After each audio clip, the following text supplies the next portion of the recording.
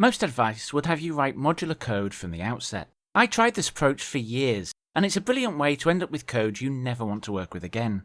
Sure, I can do it now, what feels like many centuries later, but only in problem spaces where I've already made every mistake possible. New problem space, I'll still screw it up. You may think AI changes that. It doesn't. It'll just scatter the same function across 10 different files and call it a job well done. So if this doesn't work, what does? Almost the exact opposite. I'm about to share with you my 4-part plan to write more modular and reusable code. Part 1 of the plan has you do exactly the opposite to writing modular code from the outset. Write all your code in a single file. Classes, boilerplate, everything in one file. Now you may be asking, why the hell would I want to do this? Well, I want to see how much boilerplate there is, how messy the code looks, and I want to look for repeating patterns that I can then abstract away.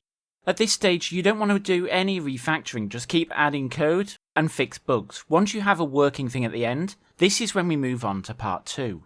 Part 2 is dead simple. We're going to sit and think for a while what our package should look like. Once we've got that, we should lay out a very basic bare bones package structure. Bear in mind, nothing is set in stone at this point. You can change the structure whenever you want if you feel like you've messed it up. I always used to skip this step, but I found that I didn't give enough thought into how the package should look, and so I ended up writing lots of code that I then had to refactor. At least if you've got a basic file structure, you won't have to refactor quite as much. This step does not have to be long. As short as 5 minutes, as long as an hour, depending on how difficult the code is. One of the things I try and focus on whenever I'm programming is not to reinvent everything I could possibly do. Only ever design the parts of the system you're actually going to use, because that's all we're going to write. Anything else is just a waste. When you decide you need a new feature, program it then, and design it then, not now. Step 3 is the main refactor phase. The whole point in this phase is to take our one big file and break it up into the separate small files.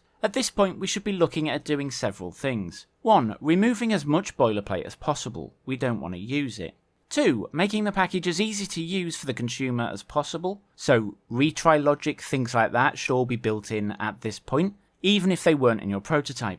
The other key thing I like to do at this point is every time I move a part of functionality, such as the main connection class in this case, I want to make sure that once I've moved it, that I change my main file to make everything still work. This guarantees that you're not breaking stuff as you go that you're then going to have to spend time going back and fixing before you can get everything working.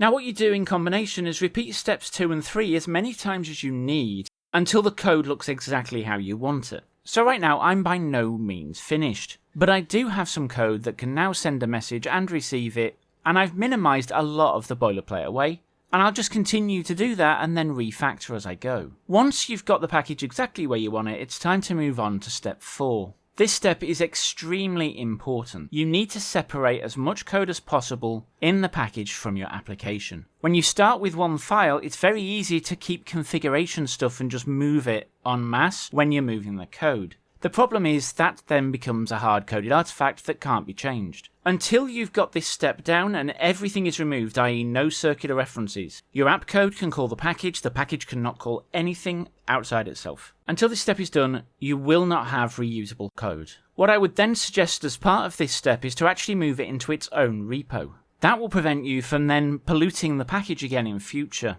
But it does make development a little bit more awkward because you have to keep switching between repos, so just keep that in mind. This step, decoupling dependencies, is the step people miss out. It may take you a couple of hours, but it will save you months over the life cycle of the component. If you're not sure about how to do the decoupling, then I've produced a video where I do this to a real package, a database abstraction.